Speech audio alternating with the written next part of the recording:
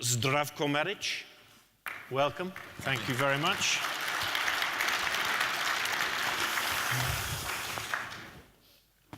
You've had a very warm and positive report published by the International Monetary Fund on Croatia. They like the growth in the economy, obviously. They especially like the reforms, the fiscal reforms. The only negative thing that they highlighted was high public debt. I'm quoting here, a source of vulnerability in an uncertain global economy. You've got a pretty robust economy, so how rapidly is that GDP to debt ratio of 84% going to fall to more acceptable levels? Yeah. Thank you for your question, and of course, first and foremost, thank you for the invitation. Good morning to everybody. It's always a good thing to receive such a positive IMF report, but IMF would never put anything positive on any country without good reasons. You pointed out some economic performance particularly. So after we saw in the presentation of Governor Novotny, who pointed out that actually Croatia was among countries which felt recession mostly in this region. So after this period in 2016, we had a quite steady and strong recovery growth. Original expectations were around 2%. It ended up around 3%, which is definitely good. Going forward, we plan to continue with this, or at least our forecast are showing this. So all the main key macroeconomic indicators are performing well. But what is particularly important, and the IMF stressed in their report, is I would say, really good achievement in the public finances. We more than halved our deficit. 2016 was the year where we did two things importantly. In a budget planning process, in a budget for the first time, we managed to nominally freeze our expenditure side of the budget, which caused us and gave us the opportunity to lower the deficit inside 2% of GDP. And for the first time in our history, in our recent history, we managed to decrease the share of public debt in GDP. So the peak was year 2015, the end of 2015, where our public debt stood at 86.7%, which in comparison with the other EU countries, Euroland countries as well, is maybe, of course, not the highest. However, last couple of years, we have been recording quite steady growth of public debt in GDP, in some times, I would say, even exponential. So we managed... Just to interrupt, sorry, but yeah. How many years, just to put that into context, how many years of recession did you have post-crisis? 6 years. 6 years of recession, so... Recession started in 2009. I remember that time. I was as well participating on this conference in Vienna. At that time, Croatia was having public debt shares in GDP in the area of 30+%. However, 2016, combination of growth, fiscal consolidation, and something that we call activation of state assets. So we reinitiated a few privatization processes, brought us to, as I said, for the first time, to lower the share of public debt in GDP by roughly 2% point of GDP. So we are now inside 84%. Our plan is obviously to continue. Our forecast and the whole program that we did is actually in that line.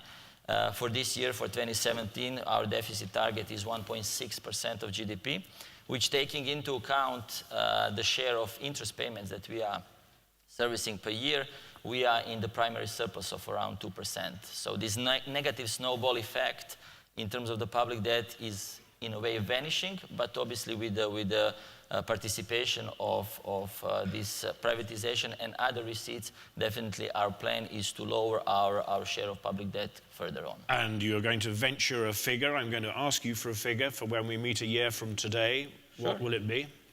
A year from today, it will be inside 83–82%. Okay, so it's not exactly rocketing down. No, it's, well, rocketing it's fair down. To say. But yeah, it's fair to say.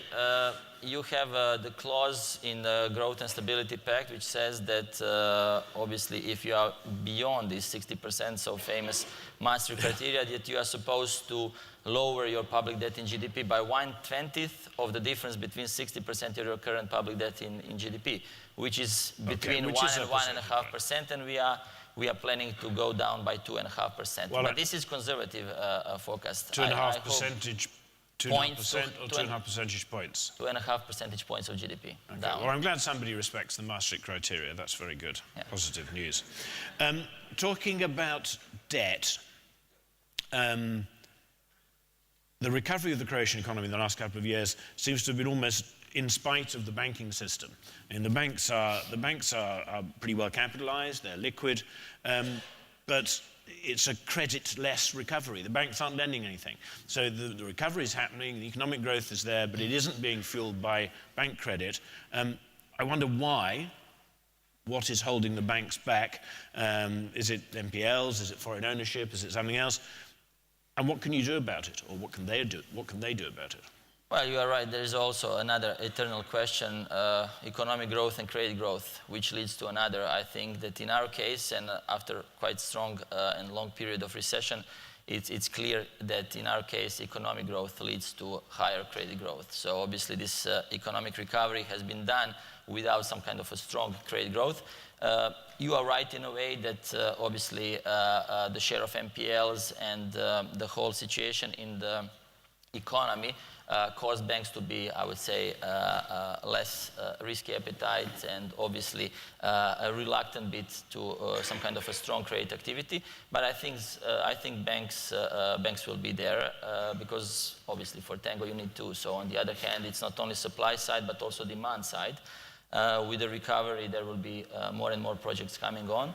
Obviously for us, as we still consider ourselves in a way as a new member state, or at least newest member state, there is a lot to do with the EU funds. So there is a nice add-on and combination of different instruments, particularly financial instruments, where we can combine EU funds with a banking sector. I think that, as you mentioned, banks not only highly capitalized, 20+% of capital adequacy ratio, liquid, but as we also heard at the beginning, I think Minister Schelling was saying that profitability maybe is not at the same level as it used to be. However, economic growth, I'm sure, will bring us to higher credit growth. On that point, is foreign ownership an issue? Is it anywhere on the page? Because there are some places where people very strongly think that is an issue. Yeah. I wouldn't say in Croatia 90+% of banking sector is in foreign ownership. Top 7 banks are actually foreign owned. Number 8 is one Croatian bank. So I wouldn't put ownership as a key reason for that. You mentioned this NPL and you asked me what can we do as a government. Obviously, and I will link it to the first question. IMF recognized one strong reform package that the government did at the very beginning of its mandate, and that's a tax reform. It's a comprehensive and I would say overall package of 15+ laws, which among other things means simplification of the system, more efficiency, more transparency, at the end of the day, more competitiveness, particularly because of the fact that we decreased and relaxed particularly corporate and personal income tax. In the corporate income tax, we introduced few provisions which are related to the treatment of NPLs and the write-offs, and we strongly believe that the banks will recognize that in order to, I would say, start with a higher level of write-offs and more active treatment of NPLs, which will definitely bring them to the next stage, and this is another round and cycle of credit activity. Last minute question, very quickly. You're not running the central bank, of course, but no doubt you talk to the people that are from time to time. The IMF pointed out that your exchange rate policy is, their words, de facto crawl-like arrangement, which indicates you don't have much ability to change the euro exchange rate. The economy is pretty heavily euroized, de facto, but it's growing a lot faster than the eurozone in aggregate.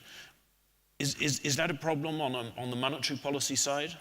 Monetary policy last 20+ years since we introduced our currency is using exchange rate as an anchor for the price stability. So it's the euro floating exchange rate, but de facto, as you said, it's actually very tightly managed float, which means that keeping and maintaining nominal exchange rate as an anchor for the price stability. This question every single while pops up also in our domestic media, in our overall media space. Should we do certain, and what is the maneuver space? You also pointed out correctly that our economy is highly ruralized.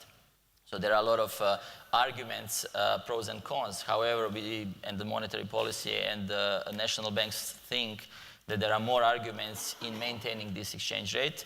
The fact that we are highly euroized, I would also link to another round. Obviously, this is something that doesn't depend only on our willingness. However, with our accession contract that we signed with the European Union, we also took an obligation to introduce euro. However, for the euro introduction, you need to go through certain stages, particularly ERM2, which means not only your criteria and Maastricht criteria, but also some political willingness in the Euroland. However, we see a merit for that, and you heard me talking about our program and plan on reduction of the public debt. That is the only criteria that at this stage we are not fulfilling. But there is a lot of merit behind this intention. Thank you very much indeed, Minister Maric. We wish you all the best of good fortune in those plans, executing them in the coming years. Come back and tell us next year. Pleasure. Thank you very much.